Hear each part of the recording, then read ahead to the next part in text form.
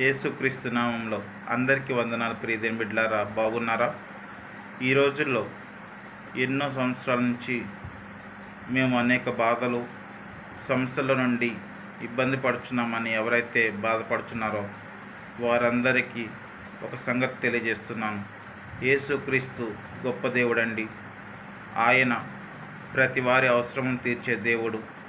నువ్వు ఏ సమస్యల్లో, ఏ ఇబ్బందులతో, ఏ కష్టాలతో బాధపడుతున్నావో నాకైతే తెలియదు, కానీ యేసుక్రీస్తు తప్పకుండా మీకున్న అవసరతను బట్టి దేవుడు జవాబును దయచేస్తాడు. కనుక మీరు విశ్వాసంతో దేవుణ్ణి అడగండి.